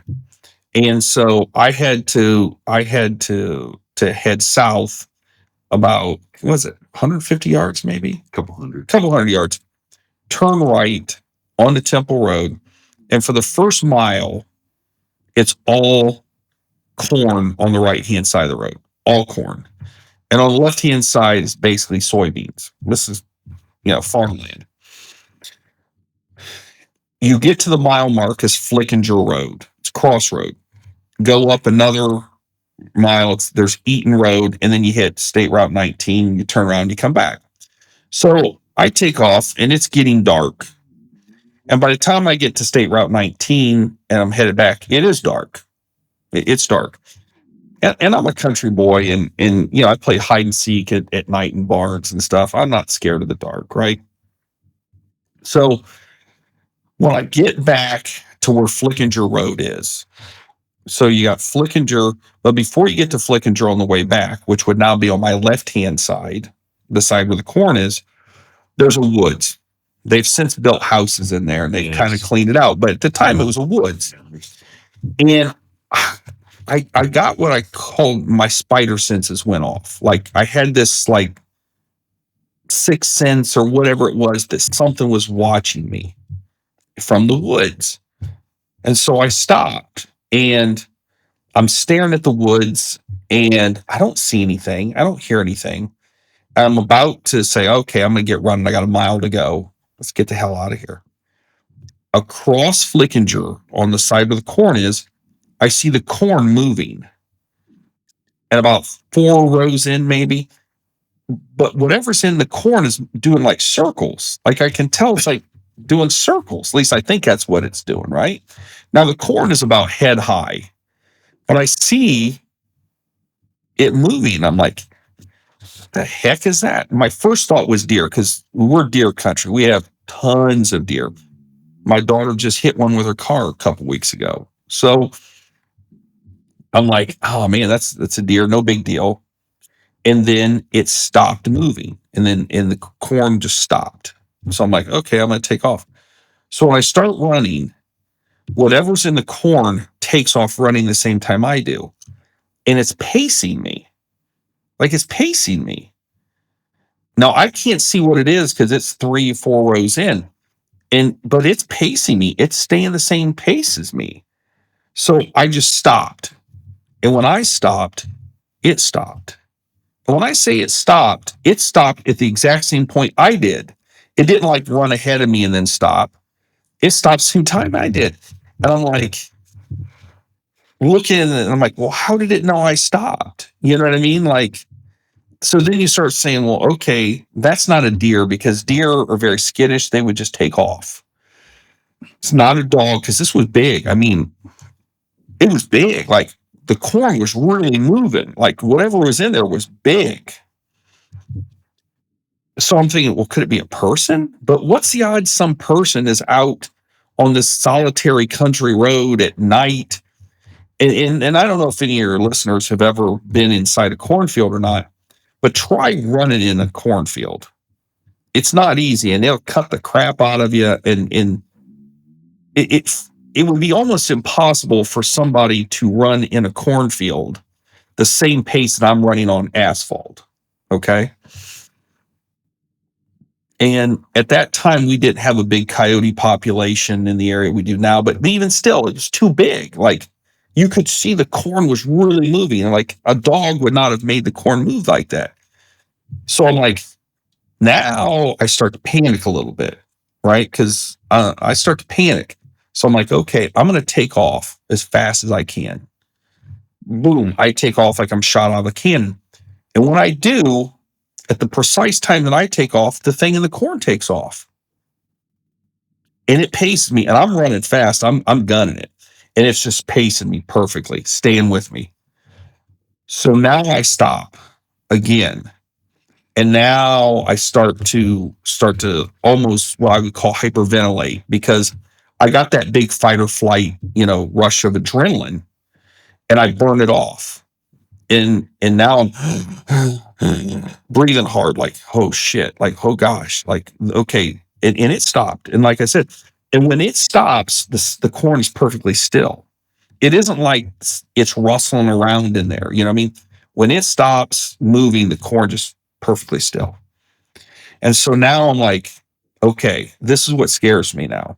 Whatever's in the corn is faster than me. Because I was going, I wasn't trying to run a 100-meter dash, but I was going as hard as I could run. And this thing just kept up with me in the corn. So it's clearly faster than me and probably bigger than me with the amount of corn that's moving. So I'm thinking, what do I do? Well, there was a farmhouse coming up on my right, and I don't know why, but people weren't living there at the time. But I knew there was a tree that set out by the road, because I'd run by it before on days I'd run. I thought, well, yeah, I'm a country boy. I'm going to get to that tree, and I'm just going to climb that damn tree. I'll climb up high enough, and maybe I'll see down. But if I have to sit in this tree all night, I'll sit in the tree all night until, I don't know, maybe my parents will realize I'm gone and they'll come looking for me, right? But my parents, they would frequent the local VFW. So God only knows when they were getting home. You know what I mean? And they get home, they probably had a few drinks in them. Nobody was looking for any of Nobody was looking for me, man. Not until morning. And nobody was looking for me. So I take off running again, but this time very measured. Like, I'm not sprinting or anything like that.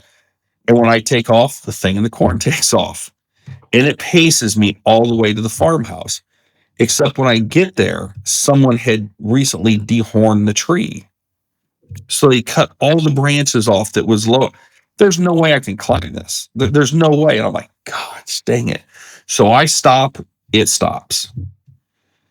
So I'm like, okay, what do I do? What do I do? Well, once you got past the farmhouse, it was less than a half mile to Route 4. And on the right side, my right side, it was all beans. And on my left side, it's all corn. Until you get about 20 yards, maybe at the time. So the corn, there was kind of a little bit of a ravine, and then there was like a series of weeds, wildflowers, and stuff like that before the corn started. And the only thing I can think of is when they planted the corn that year, the equipment couldn't get close enough to the road or whatever. So maybe that's so. Pretty common. So I'm like, well, if I stay the course the way I'm going, if I turn left to go home, whatever's in the corn is going to pop out about 20 yards or so, maybe 10 yards before I get to Route 4, and I'm gonna run right into it. Like, we're gonna intersect. So I'm like, crap, what do I do? Well, one of my best friends lived to the right. Okay, his house lived to the right. So I thought about just trying to cut across the soybean field to angle to his house. But if you've ever, how soybeans were planted, if I'd have tried to do that, it would have tripped me up. I would have fell. And this is kind of like my teenage mind at the time. I'm sitting there thinking, well, when you were a kid and you were playing tag on the playground or in gym class or whatever, and there was a kid that was faster than you could always juke them. You know what I mean? Like you could, and so I'm thinking, well, as long as I'm on the pavement, maybe I can juke. You know what I mean? Because keep in mind, I have no idea what's in the corn. And I'm sitting there thinking, your mind's racing because you're in panic mode. There's no cell phones back then for people who are listening to this. Like, well, why didn't you use a cell phone? This was the 1900s. This was the 80s. So I'm like, okay, well, here's my plan. I'm just going to go slow until I get just a bit, when I get to where that corn ends. And when the corn ends, I'm going to take off, sprint as hard as I can across Route 4. And then I'm going to run the 100 and some, maybe 200 yards to my buddy's house. So, but the problem was Route 4 back then, there was tons of semi trucks. So it was almost going to be like the old game of Frogger. You guys remember the arcade game Frogger where you've got to get the frog across and there's cars coming? I do. He doesn't. He doesn't. He just. But anyways. How old do you guys think I am? I have no idea. I don't even think you're in my ACT score, to be honest. 12. Well, So- I appreciate it. So anyways, so I'm kind of building kind of the steam a little bit. I'm getting there. And I originally told myself I wasn't going to look. I wasn't going to look. I was just going to gone. But I couldn't help myself.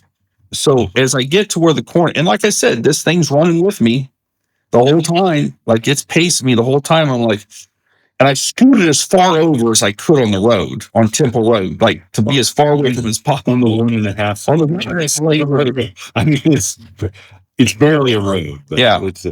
Yeah. So I'm as far over as I can. And as I get to where the corn ends, I kind of do this side shuffle and I look. And that's when I saw it. This thing comes out of the corn. It's about 6 foot tall, head of the dog, okay, high pointed ears, clearly a dog's head, but it's standing on 2 feet. Dark fur. I can't tell if it was black or gray or brown because it's dark. I mean, it was nighttime, but you could see. You know what I mean? There wasn't like there was a full moon. No, it was nothing, but it was clear. You could see. And it looks at me, and the way its shape was, its shoulders were really rolled forward. And the flowers and weeds and stuff went up past its knees. So I can't tell you if how its knees were bent forwards, backwards, if it had a tail or anything like that. But it looked at me and I didn't see any eye shine or anything like that. There was nothing that would have reflected it. And it looks at me and it looked like, the best way I could describe it is, it looked like a linebacker in football, how you're kind of hunched and lean forward. So I suppose if it had stretched itself out, it would probably been 6.5 feet tall, maybe. But it was rolled shouldered, and it looked at me. And I got a really good look at it, and I take off running as fast as I can get across Route 4. Now, it just so happens that to my left, I see a semi truck coming. And there was a slight elevation, just a little bit. So I could see the semi was coming from my left. There was nothing coming from my right. So it had its head turned looking at me. The lights wouldn't have hit it in the face or anything like that. And I shot across Route 4. And in my mind, I imagined the way this thing was biomechanically built, that it was going to drop to all fours and start chasing me. I don't know why I thought that. Maybe it's just how it was standing. I'm not saying it did. I'm not saying that it chased me. But I ran as hard as I could. So my buddy they had an in-ground pool. It was like 10 feet deep. And they had a, chain link fence and they always left it open for some reason. I don't know why. But and my plan was just run through the gate, and nobody locked their doors back then. This is an 80s thing. I don't know if people realize this, but back in the 80s, nobody locked their doors. Like, we would leave our house and never lock our doors. And my buddy never locked their doors. Like, we would show up there all the time and go swim in his house. He wasn't there, or go into his house and get stuff, and they never locked their doors. That's what they started like. That's why I started locking doors. So I'm gonna run onto their patio. I'm gonna rip the sliding glass door open and, hopefully get in before this thing gets me. As I'm getting there, I noticed that the gate's closed. I'm like, oh crap. And I'm in my mind, there's no way I got time to stop, flip the scallop shaped thing and open the gate and get in.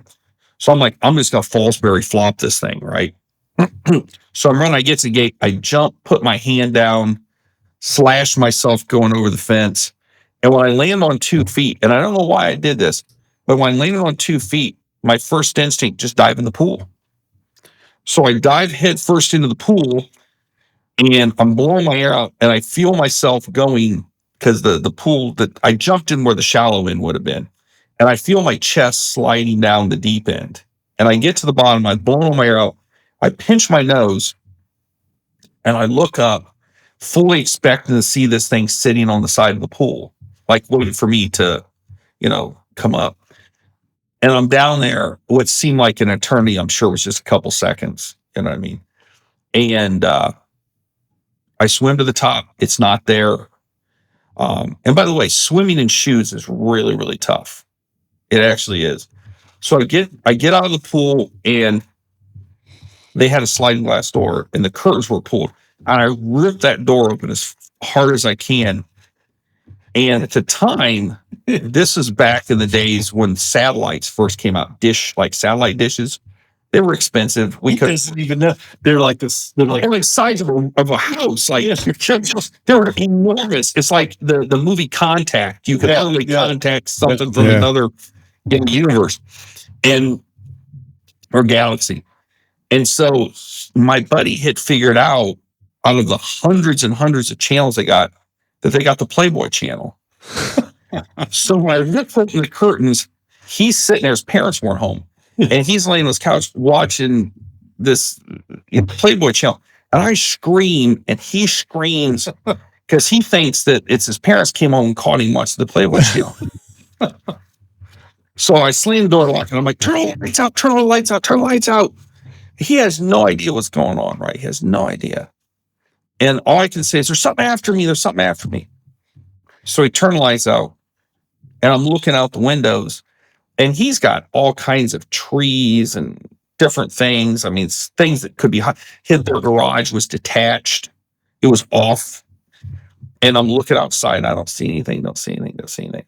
And there's no way I was leaving that house that night. I ended up staying the night at his place, because, like, I'm not walking outside. Like, there's no way I'm going back outside. No way in hell.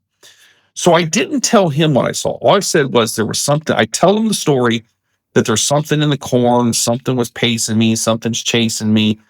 But I didn't tell him what I saw, because I didn't think he might believe me. And I will ask you. The very next night, all of us guys, we all played basketball together, and we always got together and played poker. Okay, back in the something else that people don't probably. I don't know. Right. I don't know if they do it. But so our other buddy, Phil Gephardt, lived down Route 4, the same place, just another mile down the road. Another mile down the road. So we're in his garage, because it's summertime. We're out playing poker. Doors open. And so we're in there, and he's like, hey guys, this is what happened to me last night. And he's telling the story that, something was pacing him in the cornfield. Mm-hmm. And he does not tell us what he saw, but he says, what do you guys think it was? And I can still see the look on our one buddy is a D1 baseball coach down in South Carolina. And he just kind of goes, oh, Ludi, whatever, man. Just saw it. I mean, I still see the disdain in his face. We had to sit there and listen to this story of something pacing him in the field. And like, oh, it was just a deer, you know? So, I mean, we all remember him telling the story. Okay? Right. Because then fast forward to when he figured it out, okay, like what it was he saw. So when I saw this thing, I never thought werewolf. Yeah. Because to me, the werewolf was Lon Chaney Jr. Yeah, I mean, with a flat face, wearing a plaid shirt and pants, and he's running around. It did not look like the Hollywood werewolf. Okay, that's it didn't. What it did look like to me, and the only frame of reference I had at the time was it looked just like the Egyptian god Anubis. Its head and the way its ears were. And the last thing I'm going to tell somebody is, hey, look, I'm out here, and guess who pops out? The Egyptian god Anubis came straight from Cairo, and he's on Temple Road. I wasn't going to tell anybody that. I mean, I'd have been made fun of. I'd have been called a kook, and they just said I was. Dudes made, you know, McGuire made fun of you when he just thought it was a deer. Yeah, I mean, people made fun of me anyway. So just made fun of. I'm like, well, okay, you know, I didn't tell them I saw.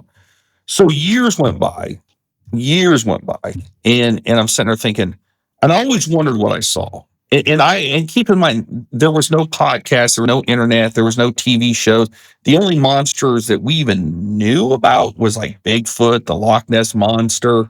And there's one in Ohio. There's one in Ohio, you know, I don't know, that's, you know, the Legend of Boggy Creek. Or so I even was thinking, I remember like hearing about devil dogs, like in the moors of England, these black dogs. And I remember seeing a show one time where this black dog had ran into this church and it killed the guy in the church, and it put its paws on the wall of the church. And to this day, you can still see where it was a devil dog and its paws are burnt in the church.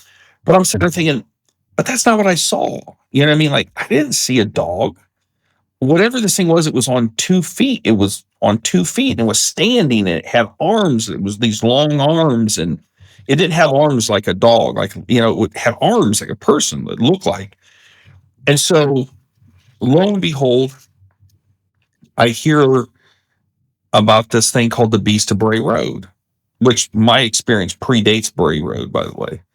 And then I start listening and hearing about it and looking into it. And then I bought the book, The Beast of Bray Road, and I start reading. And in one of those descriptions, this guy is saying that what he saw looked like the Egyptian god Anubis.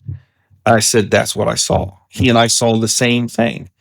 And it was this thing that they called Dogman, that Linda Gottfried had dubbed Dogman.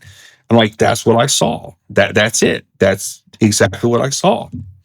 And so I finally got a hold of him. I said, hey, remember, I know what I saw. He calls me over and he goes, I know what I saw that night. And I go, so I usually knew what night he was talking about. And I'm like, the night? And he goes, I think I saw a Dogman. And I go, what do you mean you saw?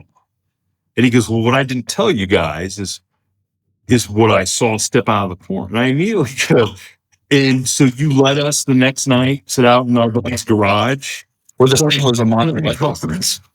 You saw this thing go. He's like, well, you guys wouldn't believe me. And I'm like, I can't believe you let us, you know, be out there hanging out in the garage, you know, like with this. But you know, the thing about it is, so I was on Shayna LeGros, a story. I told it, and she sent me an email from somebody who, at that time, lived right around the corner from where that was. And she and I communicated, and she said that at around that same time, her boyfriend or husband, fiance, had been working night shift, and she had these 2 Dobermans. And one night she heard something outside her house, and the Dobermans got so scared they went in the bathroom and laid down. That the Dobermans were scared of what was ever creeping around out there. So then we end up starting the podcast as a forum.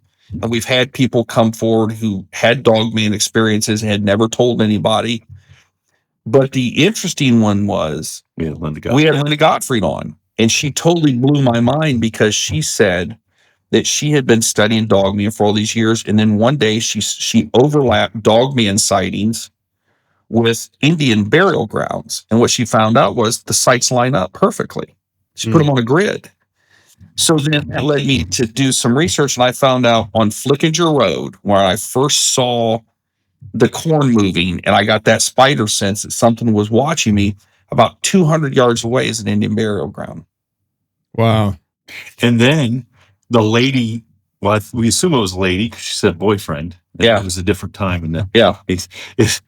is where she was. And we knew because we went to elementary school. Like, we went to elementary school like a mile from all this stuff. Yeah. Like, when we say this is in our back, well, where she was living in a really odd place. She lived out in the middle of the field. It's a house there. Yeah, I don't want to get too specific, but there's an Indian burial mound there that we never knew about. Never knew it was there. And I was on the mail route. He goes, check your text messages. And here he had sent me this thing that showed where these Indian burial mounds were. And so then I started asking, and there are a lot of farmers' fields, at least around us, where the farmers don't say anything. They don't say anything because they don't want people out messing around in their fields. Because then I suppose if you do go out there and you find some artifacts, the state may come in, even though they know they're there, as long as you don't disturb them, it's fine. But if they get disturbed, I believe they kind of maybe shut them down, and then they shut that area down, and they go in and... Yeah, I have no idea, so, this whole time, and there's two, and you talk to people, Dogman, all the time. To me, there's two schools of thought. One is that Dogman is this flesh and blood creature that is yet to be captured and identified, and the other is it has this supernatural component to it. I have no idea what it is. I know what I saw. Is it something that is supernatural, or is it something just flesh and blood? And I don't know. But I was on an airplane. If you ever sit next to somebody on an airplane, you're by yourself, every once in a while you start striking up a conversation. Yeah. Do you think we can travel on an airplane and somebody doesn't exactly him? The world famous Tony. The whole reason I started this conversation is this guy was actually reading a book that looked like he would be into this stuff, right? So I start telling him the story, and he says, wow, you're really lucky you didn't go left. I go, yeah, I would have ran it. He goes, oh, no. He goes, I'm a hunter, and I've hunted wolves up in Minnesota. And he said, wolves will never attack you one-on-one because they're not very big, and they're scared if they would get injured attacking something bigger than them, that they wouldn't be able to run with the pack. So what will happen is a wolf will drive you to a kill zone. And his theory was that the reason why this thing didn't come out of the corn and attack me was it was pushing me to where if I'd have turned left, and if I'd have turned left, there was corn across Route 4 right by my house. His theory was it was pushing me to where the pack was going to get me. And because I turned right and there was no corn right, that I was safe. But if I'd have turned left and tried to go to my house, I'd have been snatched up in the kill zone. Jeez.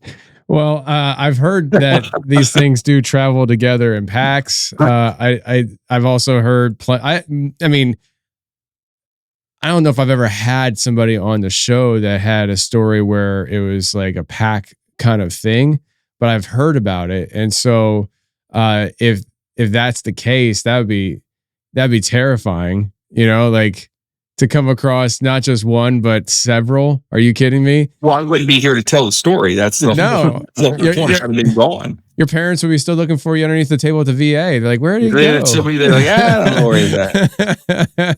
Well, we had heard, this is what's crazy. And you asked about like living in this community.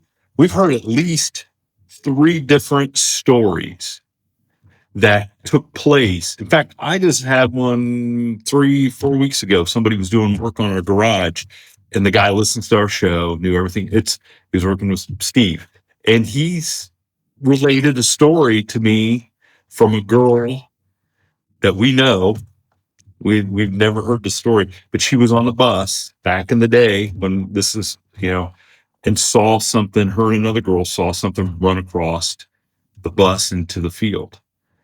and described it as being like a big wolf looking creature on two legs, and saw it in the morning or whatever on the bus, On school bus. Yeah. school bus. Wow. I'm like, what?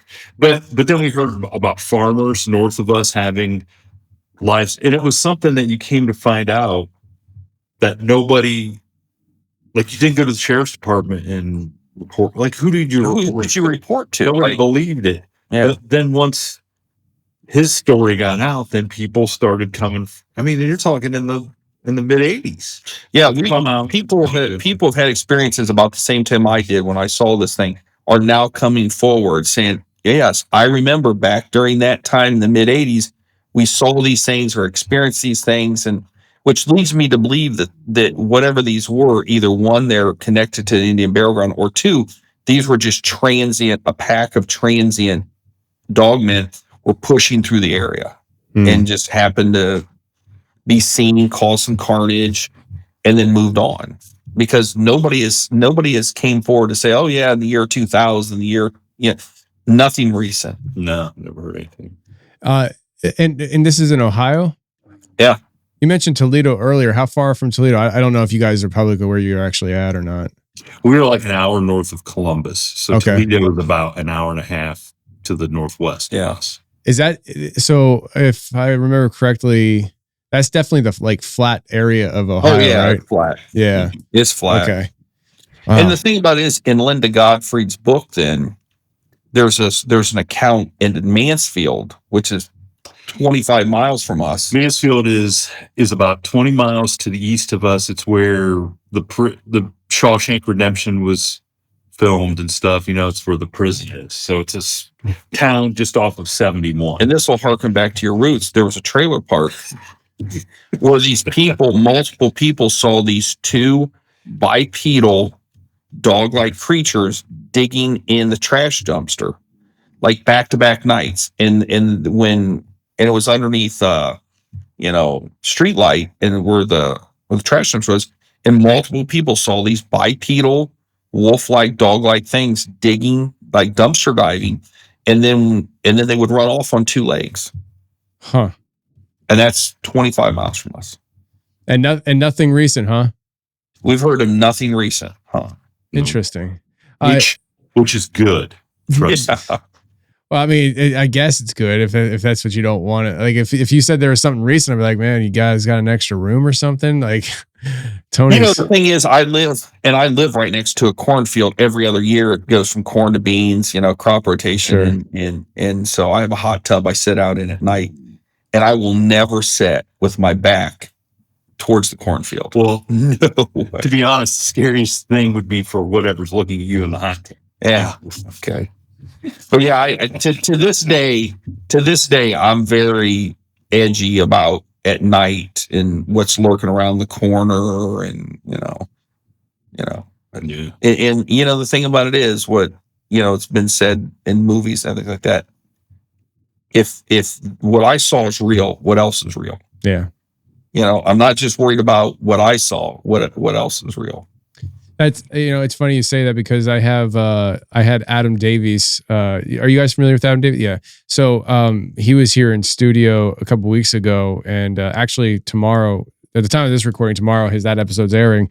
And he said something similar. He talked about this portal that he saw open up in Washington State. He was, he's this world traveler hunting, all these different species that we haven't discovered yet. And he decided to, I guess he had heard the rumors and all that stuff, but he was just like, well, I just want to find evidence. So wherever that takes me. So he went and spent some time with Matthew Johnson in Oregon. I think it's Oregon. And, Matthew Johnson has built up a reputation for himself to he's probably a little more woo than me. I don't know, but people back in the day, at least, they were like, this guy's crazy. I reserve judgment on that. So I'm not saying I'm a disciple of Johnson, but I would say that some of the stuff that he's claimed, I would say, let's not so much just say that it's impossible. But some of the other stuff is kind of wild too. Anyways, so he basically, he's in the woods, and one night, he's in this, I guess, this smoking section, and they saw this, him and this other guy saw a beam of light, like a white light, shoot across his path. And as they look at it, a like red glow opened up, and these two black, stocky, short creatures came through the portal. And he said they charged him, and when they charged him, he shined his flashlight on them, and they disappeared. And he said this happened all night long, and the following night it happened. It just, for 2 nights, him and 2 other guys, well, just one other guy, were like lightsabering these creatures coming through a portal. And so I say that story because he said to me in the studio, he's like, listen, like I'm a well-educated man, and he's like, I thought I had an understanding of what was out there. If these things are real, like I know nothing about this world and how it exists and how it operates. And, you know, like, I think that's kind of like a similar thing that you guys have come to. And with the Dogman, it's like, listen, this can exist. I don't know what else could be possibly out there. I mean, we're educated, rational guys. And, you know, I can't tell you, or is this what I saw supernatural, or is this just a flesh and blood creature that nobody's caught yet? You know, I don't know. I don't, and I don't want to be one of those guys that says, oh, I know exactly what I saw. You know what I mean? I don't know. Yeah. And it's funny you say that about the, well, I wanted to ask you something else. One of the last episodes I listened to, you had the guy on who did the, oh gosh, today is supposed to be the day where there's a UFO tomorrow. See, I was hoping it was today. Tomorrow. December 3rd. Yep. December 3rd. I sent him that episode, and I said, you got to listen to this. This is like, I don't even know what that's all about, but that was it. You know what bothers me? The guy's name is Cliff High, and I communicated back and forth with him in a text, and he's like, I don't want to say what it was, but like, he said, I can't, no. You know, I have this thing that I can't, I need to be ready for, and I can't do any interviews. And I've seen videos of him popping up on YouTube. And I'm like, Cliff, why are you lying to me, bud? Like, come on, man. Like, get on the Confessionals. We got it better wrong. But he's big time in you. But you said that about the portals and stuff coming out. A gentleman that passed away last week, remember Christopher O'Brien, that came on the show, and he was one of the first guys to investigate the cattle mutilations out on Skinwalker Ranch. And he was a great guest. I mean, he was a wealth of knowledge, but he sat there and told us about him and other researchers seeing what at the time they didn't know to call it a portal, but just like a beam of light becoming like a bigger beam of light and stuff stepping out of it and like, you know, shaking off whatever it just traveled through and just walking. And he said, well, you know, it wasn't anything, it wasn't a species of anything that was normal on the ranch. You know, it was, you know, just big wolf-like creatures on 2 feet stepping out. That's and wild. He goes, we all stood there and watched it, and you know, what are you going to do? You know, and then you say Adam Davies, you know, has that same experience. It's crazy to think what is out there that we don't know. And I just said this to a guest that's going to be on the the episode will come out, but I think that a lot of times we are so bombarded with so much noise. Like we said, we're too busy to notice, but we're bombarded with all this noise from other places. And it makes you wonder if the people in power or the people whatever know that if they don't keep us preoccupied and we're able to quiet things down and really evaluate and think and maybe even meditate on some stuff, the stuff that we would discover or tap within ourselves and other things, that we might figure some stuff out that the powers that be don't want us to figure out. Yeah. You know, and I'm not just talking about like our government. Like I think there's forces probably larger than that. Wasn't that the theme? One of the themes in the book Fahrenheit 451 is that they got rid of speed limits because they wanted people to drive as fast as they could, so they would be so focused on driving they couldn't sit around and just think. And then like wasn't it the walls or whatever? All the walls in your house was a TV, and you could interact with them, and like it was interact because they didn't want people just sitting around reading books and thinking. Yeah. They wanted to make sure their minds were always preoccupied. Yeah, and I just think we're so busy and with stuff that we don't really slow things down, and give ourselves the opportunity to really discover what's really out there, or what is available to us. And there's people that are probably interested in us not knowing that, for sure. 100%. 100%. Yeah, I agree. You know, it's kind of, it might be considered a conspiracy, but it's true. I mean, I think that, you know, we're so distracted by our phones and everything in our pockets and stuff as a general culture that the idea of anything happening outside the screen is almost foreign anymore. You know, like you look at the, you know, I mean, I'm not as ancient as you guys apparently, but you know, I did grow up in the 1900s as well. And Being born in 1999 is not 85.